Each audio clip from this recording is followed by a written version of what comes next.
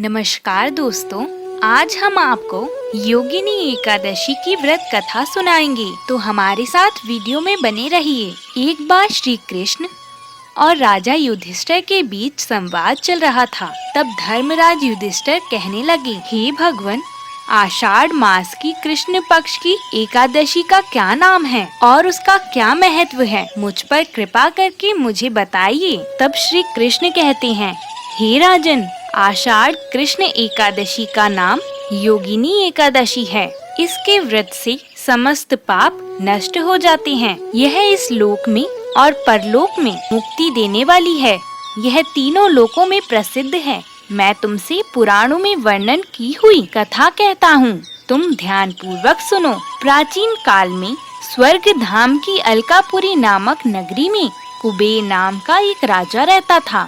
वह शिव भक्त था और प्रतिदिन शिव की पूजा किया करता था। उसी नगर में हेम नाम का एक माली पूजन के लिए उसके यहाँ फूल लाया करता था।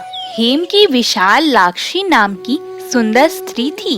एक दिन वह मानसरोवर से पुष्प तो ले आया, लेकिन कामासक्त होने के कारण वह अपनी स्त्री से हास्य विनोद तथा रमण करने लगा। इधर राजा उसकी दोपहर तक राह देखता रहा।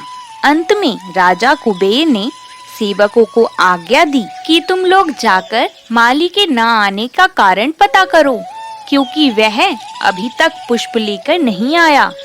सेवकों ने कहा कि महाराज, वह पापी अपनी स्त्री के साथ हास्य विनोद और रमण कर रहा होगा। यह सुनकर कुबेर ने क्रोधित होकर उसे बुलाया। हेम माली राजा के भय से कांपता हुआ उपस्थित हुआ।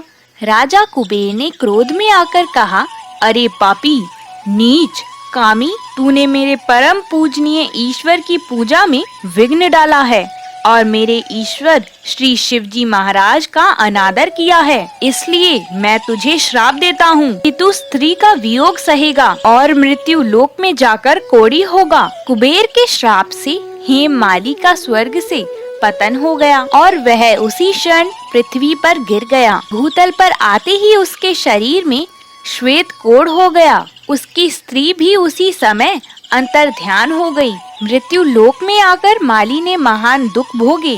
भयंकर जंगल में जाकर बिना अन्न और जल के भटकता रहा।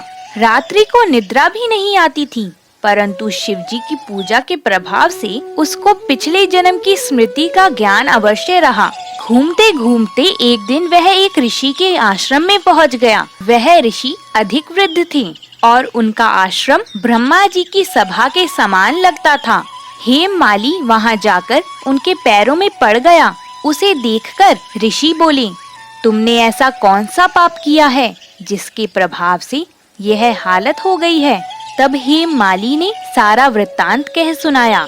यह सुनकर ऋषि बोले, निश्चित ही तूने मेरे सम्मुख सत्य वचन कहे हैं, इसलिए तेरे उद्धार के लिए मैं तुझे एक व्रत बताता हूँ। यदि तू आषाढ़ मास में कृष्ण पक्ष की योगिनी एकादशी का विधि पूर्वक व्रत करेगा तो तेरे सब पाप नष्ट हो जाएंगे।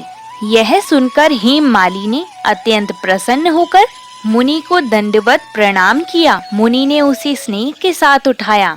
हेम माली ने मुनि के कथा अनुसार विधि पूर्वक योगिनी एकादशी का व्रत किया। इस व्रत के प्रभाव से अपने पुराने स्वरूप में आकर वह अपनी स्त्री के साथ सुख पूर्वक रहने लगा। भगवान श्री कृष्ण कहते हैं, यह योगिनी एकादशी का व्रत 88,000 ब्राह्मणों को भोजन कराने के बराबर फल देता है। इसके व्रत से समस्त पाप दूर हो जाते हैं। धर्मराज युधिष्ठिर कहते हैं, हे प्रभु, आपने मुझे ये कथा सुनाकर धन्य कर दिया है। बोलो जय लक्ष्मी नारायण।